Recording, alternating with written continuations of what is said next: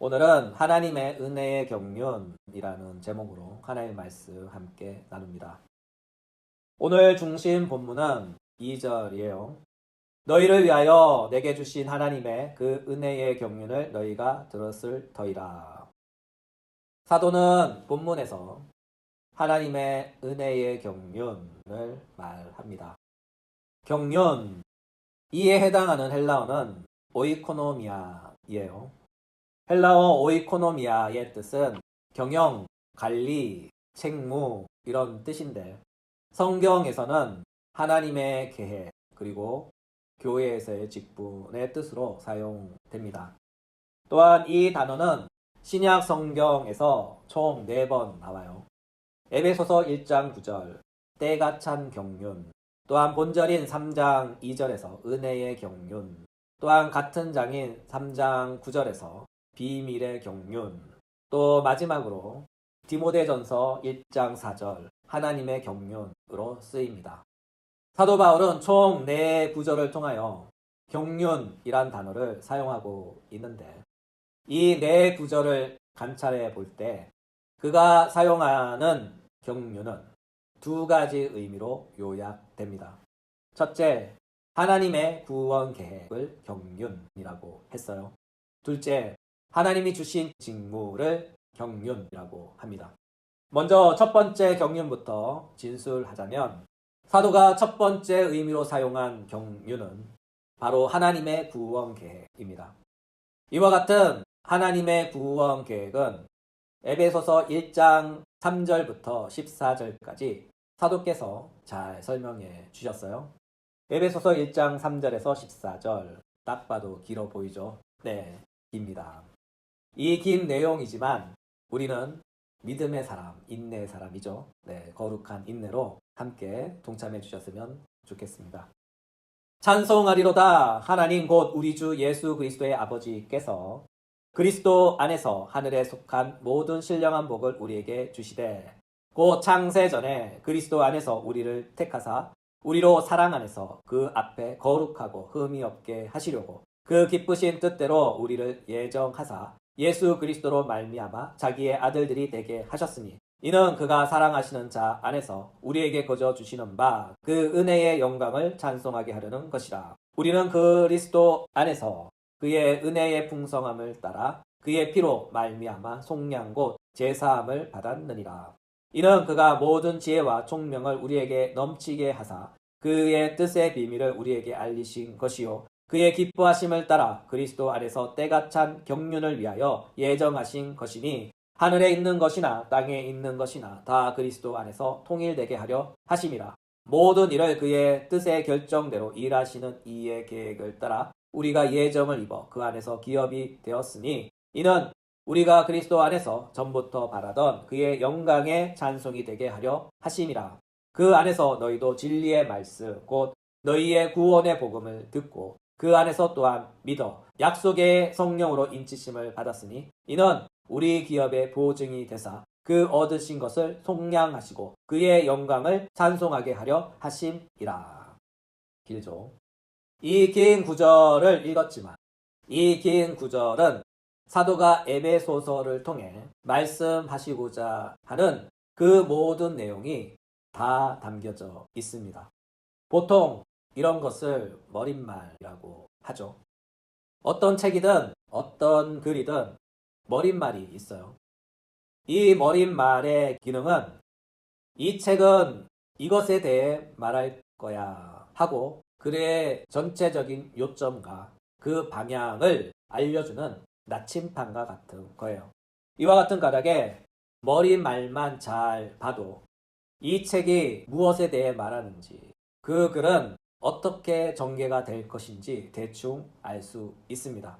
한마디로 머리글은 글의 조감도다 그런 뜻이죠. 다시 말해 글 전체의 개요입니다. 이처럼 에베소서 1장 3절부터 14절까지의 이 긴 진술이 바로 에베소서의 전체 조감도입니다. 사도는 이 조감도를 중심으로 그 개요를 따라 에베소서를 진술하고 있어요. 이 점을 유념해서 에베소서를 보시면 에베소서의 풍미를 더욱 항유할 수 있습니다. 다시 본론으로 돌아와서 에베소서 1장 3절부터 14절을 단 몇 줄로 요약하면 이렇습니다. 하나님은 이 세상을 창조하시기 전에 인간을 위한 하나의 구원 계획을 갖고 계셨다. 또한 그것을 예정을 통해 이루시기로 작정하셨고, 그리고 그 예정하신 대로 이루어지도록 섭리, 곧 인도하십니다. 따라서 모든 것은 하나님의 구원의 계획대로 되도록 예정되었고, 하나님은 예정된 대로 그 모든 것이 반드시 그대로 이루어지도록 섭리하십니다. 성경은 이것을 이렇게 증거해요. 이사야서 14장 24절. 내가 생각한 것이 반드시 되며 내가 경영한 것을 반드시 이루리라. 여러분, 성경이 증거하듯이 하나님이 하시면 반드시 그렇게 됩니다. 사도 바울은 이것을 그의 서신서에서 이렇게 표현했어요. 로마서 8장 28절. 그의 뜻대로 부르심을 입은 자들에게는 모든 것이 합력하여 선을 이루느니라. 이 구절에서 선을 주목해 보셔요. 이 구절에서 선이 바로 하나님의 구원 계획입니다. 하나님은 사도를 통해 말씀하신 하나님의 선임 예정을 하나님의 섭리를 통하여 반드시 그렇게 되도록 하십니다. 또한 사도는 이것을 같은 서신에서 이렇게 표현했어요. 로마서 11장 36절. 이는 만물이 주에게서 나오고 주로 말미암고 주에게로 돌아감이라. 그에게 영광이 세세에 있을지어다. 아멘. 이 구절의 말씀을 하노라면 모든 만물은 하나님의 한 뜻, 곧 하나님의 영원한 하나의 구원 계획으로 말미암아 그분의 예정 안에서 섭리를 통해 완성된다는 것이죠. 그 결과 지금은 아니지만 언젠가 모든 만물은 하나님 앞에서 그분께서 창세전에 계획하셨던 단 하나의 계획대로 그리고 그 예정대로 하나님 앞에서 완성된 선의 모습으로 설 것입니다.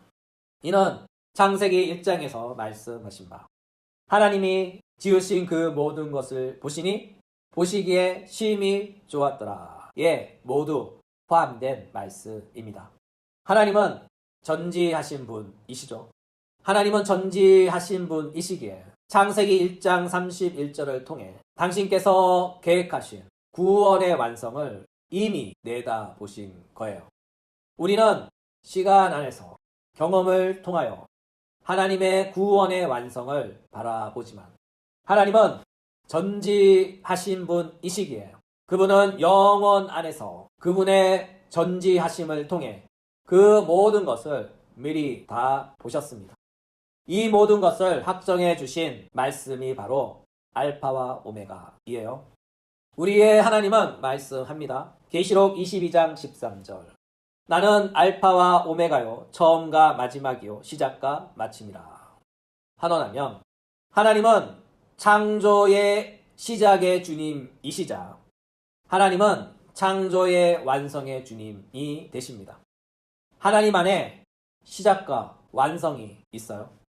하나님 안에 시작과 끝은 동시적인 것입니다. 이것은 영적인 차원의 개념이기에 우리의 이성의 개념을 넘어서는 개념이죠. 왜냐하면 우리가 소유한 시간도 창조 안에 포함된 하나님의 창조물 가운데 하나이기 때문이에요. 참고로 하나님의 창조 안에는 공간도 포함되어 있죠.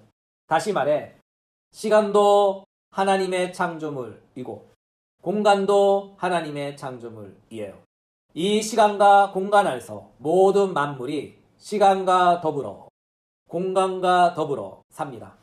이와 같은 이유로 우리 인간과 같이 또는 여러 피조물과 같이 시간과 공간 또한 하나님의 창조물 안에 포함되기에 시간과 공간과 만물은 한 운명 공동체인 것이죠.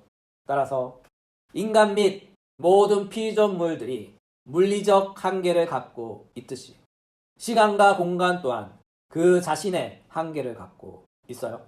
이와 같은 창조물의 한계는 그 자신의 한계를 결코 뛰어넘을 수 없는 거예요. 사실이 이와 같기에 피조물의 시간과 공간을 초월하는 하나님의 영원 속에 함의된 개념을 피조물은 결코 이해할 수 없다는 것을 꼭 기억하시기 바랍니다. 여튼 이 소단락을 정리하면 에베소서 1장 3절에서 14절은 에베소서 전체의 머리글입니다. 머리글을 보면 사도께서 말씀하시고자 하는 그 모든 요점이 다 압축되어 있어요. 그 내용의 일부가 바로 하나님의 구원의 계획으로서의 경륜입니다. 또한 사도는 이것을 비밀이라고 했어요. 이와 같은 하나님의 경륜이 비밀이었던 까닭은 그것이 이루어질 때가 아직 안 되었기 때문에 그렇습니다. 사도의 표현으로 때가 찬 경륜이 이러지 않았기 때문이죠. 구약 성도들에게는 이미 있었지만 그것은 그들에게 감추어져 있었기에 그들은 보았지만 알지 못했죠. 신명기 29장 4절 깨닫는 마음과 보는 눈과 듣는 귀는 오늘까지 여호와께서 너희에게 주지 아니하셨느니라. 민수기 24장 17절 내가 그를 보아도 이때의 일이 아니며 내가 그를 보아도 가까운 일이 아니로다. 이처럼 하나님의 비밀은 이미 구약에서 도처에 계시되어 있지만 하나님께서 그들에게 그것을 깨닫는 마음과 보는 눈과 듣는 귀를 경륜의 때가 차기까지 허락하지 않으셨기에 있었지만 그들은 몰랐고 보았지만 그들은 알지 못했죠.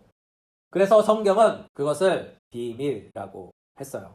그러나 구약 성경에서 비밀이었던 것이 이제 나타났어요. 이와 같은 이유로 신약에서의 비밀은 신령한 비밀 또는 영적 극소수의 엘리트들만 아는 그런 은밀한 지식 또는 비밀이 아니에요. 신약에서의 비밀은 알려진 비밀이며 명확한 비밀이며 분명한 비밀이며 누구에게나 전파되는 비밀입니다. 다시 말해 이것은 비밀이지만 더 이상 비밀이 아닌 것이죠. 왜냐하면 이 비밀은 예수님을 통해서 밝히 드러난 비밀이 되었기에 더욱이 사도 바울을 통하여 선명하게 계시된 비밀이기 때문에 그것은 비밀이긴 한데 더 이상 비밀이 아닌 비밀이 된 거예요. 그 비밀은 바로 하나님의 경륜입니다. 하나님의 경륜은 곧 하나님의 구원의 계획이며 사도는 에베소서 1장 3절부터 14절까지 이것을 자세하게 선명하게 분명하게 진술했습니다. 그러므로 경륜의 첫 번째 의미는 바로 하나님의 구원의 계획으로서의 경륜입니다. 두 번째 경륜의 뜻은 이것입니다. 하나님께서 주신 직무를 경륜이라고 했어요. 여기서 사도는 이것을 하나님의 은혜의 경륜이라고 표현했죠. 여기서 은혜는 카리스토스인데 헬라어 카리스는 매우 다양한 의미로 사용됩니다. 그래서 이것을 단 하나의 의미로 압축하거나 지정하는 것은 매우 곤란합니다. 왜냐하면 은혜는 그때그때 상황에 따라 문맥에 따라 은혜의 뉘앙스가 지정되기 때문이죠. 이와 같은 이유로 본문에서 은혜는 바로 사도 직분에 관한 은혜로 이해하는 것이 참 좋습니다. 사도는 이런 말씀을 하셨어요. 갈라디아서 1장 15절 내 어머니의 태로부터 나를 택정하시고 그의 은혜로 나를 부르신 이가. 여기서 사도는 은혜를 사도로의 부르심에 적용합니다. 또한 고린도전서 15장에서 이런 말씀을 하셔요. 나의 나된 것은 하나님의 은혜로 된 것이니 내게 주신 그의 은혜가 헛되지 아니하며 내가 모든 사도보다 더 많이 수고하였으나 내가 한 것이 아니요 오직 나와 함께 하신 하나님의 은혜로다. 여기서도 사도는 은혜를 자신의 직무와 연결하여 표현합니다. 이와 같은 맥락에서 경륜은 사도가 맡은 직무로서의 경륜, 곧 청지기로서의 경륜입니다. 우리 주님은 이 땅에 계실 때 이런 말씀을 하셨죠. 누가복음 12장 42절 주께서 이르시되 지혜 있고 진실한 청지기가 되어 주인에게 그 집 종들을 맡아 때를 따라 양식을 나눠줄 자가 누구냐. 주인이 이럴 때에 그렇게 하는 것을면 그 종은 복이 있으리로다. 그리고 사도들도 이렇게 증거해요. 디도서 1장 7절. 감독은 하나님의 청지기로서 베드로전서 4장 10절. 각각 은사를 받은 대로 하나님의 여러 가지 은혜를 맡은 선한 청지기 같이 서로 봉사하라. 따라서 여러 구절들을 두루두루 살펴볼 때 청지기로서의 경륜은 우리의 주님께서 특별히 부여하신 특권인데 오직 그 주인에 대하여 책임을 지며 오직 주인을 위하여 자기에게 맡겨진 일을 관리하는 자입니다. 다시 말해 사도께서 본문을 통해 말씀하신 경륜은 바로 이방인의 사도 곧 이방인의 청지기로서의 하나님의 은혜의 경륜입니다. 이와 같은 이유로 사도는 이렇게 말씀하셔요. 에베소서 3장 1절 2절. 그리스도 예수의 일로 너희 이방인을 위하여 갇힌 자 된 나 바울이 말하거니와 너희를 위하여 내게 주신 하나님의 그 은혜의 경륜을 너희가 들었을 터이라. 이러하노라면 사도는 이방인의 청직이다. 성경은 이것을 또 이렇게 증거해요. 갈라디아서 2장 8절 9절. 베드로에게 역사하사 그를 할례자의 사도로 삼으신 이가 또한 내게 역사하사 나를 이방인의 사도로 삼으셨느니라. 또 기둥같이 여기는 야고보와 게바와 요한도 내게 주신 은혜를 알므로 나와 바나바에게 친교의 악수를 하였으니 우리는 이방인에게로 그들은 할례자에게로 가게 하려 함이라. 이처럼 이 모든 구절들이 증거하듯이 예수님의 모든 사도들은 바울이 사도로 부르심을 받은 은혜를 인정했어요. 다시 말해 바울이 이방인들을 맡은 이방인들의 청지기로 임명받은 것을 다른 모든 사도들이 그 은혜를 공증한 것이죠. 이와 같은 이유로 사도는 말씀합니다. 로마서 11장 13절. 내가 이방인인 너희에게 말하노라. 내가 이방인의 사도인 만큼 내 직분을 영광스럽게 여기노라. 오늘의 말씀을 마무리합니다. 오늘은 경륜에 관하여 말씀을 나누었어요. 경륜에 해당하는 헬라어는 오이코노미아인데 이 단어는 사전적 의미로 일에 대한 경영 또는 일처리 방식 혹은 일에 대한 배치를 의미합니다. 그러나 성경에서 이 단어는 두 가지 의미로 주로 사용해요. 하나는 하나님의 구원의 계획으로 또 다른 하나는 하나님의 직무를 맡은 청지기의 의미로 사용합니다. 이와 같은 이유로 우리는 성경에서 경륜이란 단어가 나올 때 내가 아는 한 가지 의미를 대입하여 성경을 읽으면 성경을 잘못 이해하는 실수를 겪게 됩니다. 우리의 기억은 깨끗한 흰 종이 같아서 한번 잘못 입력된 기억은 고치기가 어렵고 또한 그것은 많은 시간과 노력을 통해 교정됩니다. 따라서 내가 아는 것이 다가 아니다 하는 열린 생각으로 성경을 읽고 이해하셨으면 참 좋겠습니다. 더불어 다음 설교 시간에는 하나님의 은혜의 경륜의 직분인 청지기로서의 사도 직분에 대하여 또한 이에 대한 실천적 적용으로서 청지기로서의 목사 직분에 대하여 말씀을 나누도록 하겠습니다. 끝으로 오늘의 설교의 결론은 간단해요. 경륜의 의미는 둘인데 하나는 하나님의 계획이며 또 다른 하나는 하나님의 청지기라는 뜻입니다. 이 두 가지 의미를 꼭 기억해 두셨다가 성경을 읽을 때 경륜이란 단어가 나올 때 하나씩 대입하여 보고 말씀이 주시는 맛의 풍미를 더욱 풍성하게 향유하시는 영적 미식가들 되시길 예수님의 이름으로 축복합니다.